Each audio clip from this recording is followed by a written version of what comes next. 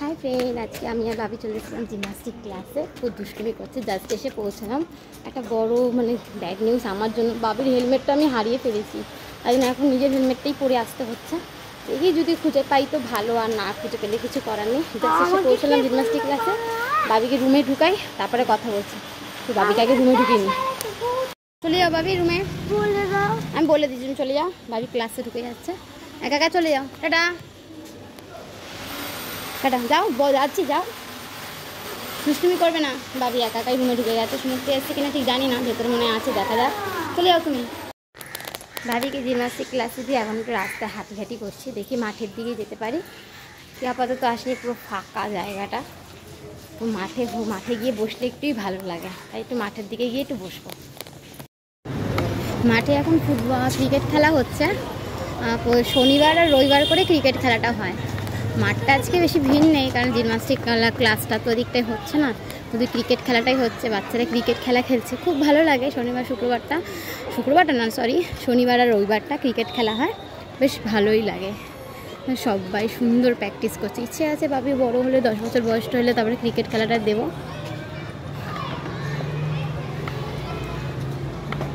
ছেলেদের একটু খেলাধুলা করাটা খুব ভালো, ফুটবল খেলা আর ক্রিকেট খেলাটা।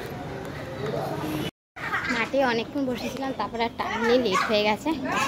বসে যখন ছিলাম তখন মনে ছিল না, যে খেয়ালই ছিল না এত সুন্দর ওখানে ক্রিকেট খেলা হচ্ছিলো, দেখছিলাম। আর পট করে মনে পড়লো যে ক্লাস ছুটি হওয়ার টাইম হয়ে গেছে, দৌড়ে চলে এসেছিলাম। চলো ফ্রেন্ড, বাবিকে নিয়ে আসি। সময়টা এখানে বেশ ভালোই কাটে, নীরবের দিন কাটে। সারাদিন সংসারে যা জটিলতা, যে মাঠে বসে একটা শান্তির জীবন থাকে যেন, বেশ ভালোই লাগে। চলো বাবিকে নিয়ে আসি, আবার শুরু হবে যুদ্ধ বাবিকে নিয়ে। বাবি যা ছুটি হলো এরকম কাঁদছে, দেখো, বিনা কারণে কাঁদছে, কোনো কারণ নেই, শুধু ভ্যা করে কাঁদছে। এত জেদ, এখনো বাড়ি যাবে না, ও ওইখানটা বসে থাকবে। ওটা বসছে, কোথায় বসবে ও হচ্ছে ওখানে বসে থাকবে। যদি স্কুল হতে কতক্ষণ ছুটি হবে বাড়ি যাবে, এটা ক্লাস তো তাই বসে থাকবে। এই কতক্ষণ বসে তারপরে বাড়ির দিকে যাবো। আমার ভালো লাগছে না, কতক্ষণ বাড়ি যাবো।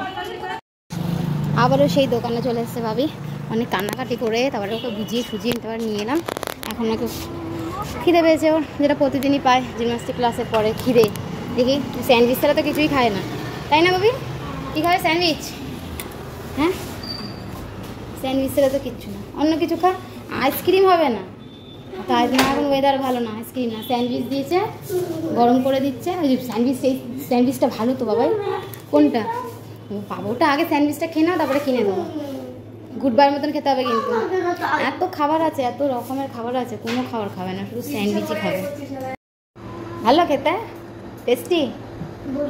কেন বলবি না? বল কেমন খেতে কেমন সে বলতে হবে তো। একই খাবার স্যান্ডউইচ, আর অন্য কোনো খাবার না। সেটা তো বললাম, ভিডিওতে বলতে হবে তো কেমন খেতে লাগছে। ভিডিওটা কেমন লাগছে সেটা বলবি না, তাহলে তো সবাই এই দোকানে আসবে খেতে। স্যান্ডউইচটা খেতে ভালো লাগছে না? ভিডিও ভালো লাগে, স্যান্ডউইচটা খেতে ভালো, তাহলে সেটা বললে তো ওরা সবাই আসবে, ফ্রেন্ডরা, যে সুপ্রীত কোথা থেকে স্যান্ডউইচটা খায়, এত টেস্টি, এত খাবার, তার মধ্যে স্যান্ডউইচটাই খায়।